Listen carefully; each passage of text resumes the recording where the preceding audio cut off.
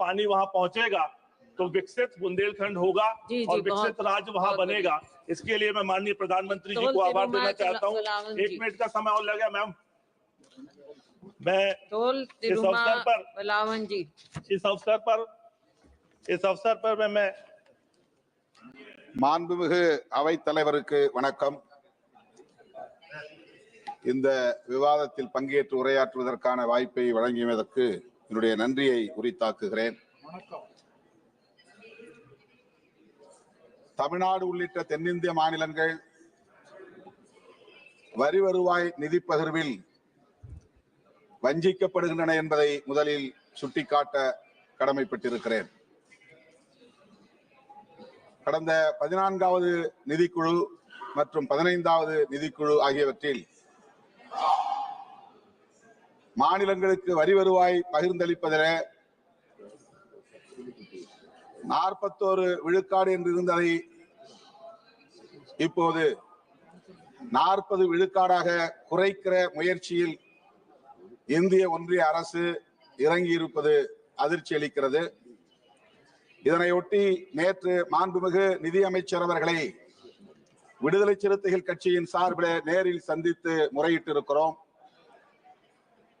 சற்று முன் 16வது நிதிக்குழுவின் தலைவர் திரு அரவிந்த் பனகாரியா அவர்களையும் நேரிலே சந்தித்து விடுதலை சிறுத்தைகள் கட்சியின் சார்பில் கோரிக்கை மனு ஒன்றை கொடுத்திருக்கிறோம்.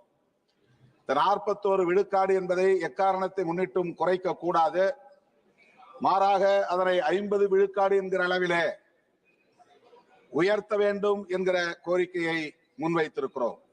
அதை மீண்டும் இங்கே ஒரு வேண்டுகோளாக வைக்க விரும்புகிறேன். தமிழ்நாட்டிற்கு வழங்கப்படுகிற நிதி வளர்ச்சி அடைந்த மாநிலங்கள் என்கிற பெயரால் குறைக்கப்பட்டு வருகிறது. தமிழ்நாடு மட்டுமல்ல, தென்னிந்திய மாநிலங்களே இவ்வாறு வஞ்சிக்கப்பட்டு வருகிறது. வளர்ச்சியடைந்த மாநிலங்களை மேலும் ஊக்கப்படுத்தக்கூடிய வகையில் அவர்களுக்கான வரி வருவாய் நிதி பகிர்வை உயர்த்த வேண்டுமே தவிர குறைக்க கூடாது. வளர்ச்சியடையாத மாநிலங்களை வளர்ச்சிக்கு ஊக்கப்படுத்த வேண்டும் என்பதிலே யாருக்கு மாற்று கருத்து இல்லை. ஆனால் மத்திய ஒன்றிய அரசின் திட்டங்களை திறம்பட நிறைவேற்றி வருகிற தமிழ்நாடு உள்ளிட்ட தென்னிந்திய மாநிலங்களை வளர்ச்சியடைந்த மாநிலங்கள் என்கிற பெயரால் வஞ்சிப்பது தண்டனையாக இருக்கிறது. இப்படி இந்த மாநிலங்களை தண்டிப்பது நியாயமா என்பதை இங்கே கேள்வியாக எழுப்ப விரும்புகிறேன். ஒட்டுமொத்தத்திலே 9வது நிதிக்குழுவின்படி தமிழ்நாடுக்கு 7.9% நிதி பகிர்வு கிடைத்தது. ஆனால் கடந்த 15வது நிதிக்குழுவிலே அது 4% குறைந்திருக்கிறது. இது எவ்வளவு பெரிய தண்டனை என்பதை தயவு கூர்ந்து எண்ணி பார்க்க வேண்டும். மத்திய அரசு, அதாவது இந்திய ஒன்றிய அரசு, மாநிலங்களுக்கு நிதி சுமைகளை அதிகரித்து வருகிறது. எண்ணற்ற பல திட்டங்களை அறிமுகப்படுத்தி அந்த திட்டங்களை நிறைவேற்றுவதில் माननीय सदस्यों, सभा की सहमति हो तो इन विषयों की समाप्ति तक सदन की कार्रवाई बढ़ा दी जाए। अधिक समय हमको देना। எண்ணற்ற பல திட்டங்களை அறிமுகப்படுத்துகிறது. சென்ட்ரலி ஸ்பான்சர்ட் ஸ்கீம்ஸ் என்கிற ஒன்றிய அரசு பங்கேற்கும் திட்டங்கள், நிதி பகிர்வளிக்கும் திட்டங்கள். அந்த திட்டங்களில் தொடக்க காலங்களிலே இந்திய ஒன்றிய அரசு 75%, மாநில அரசு 25% என்கிற பகிர்வு இருந்தது.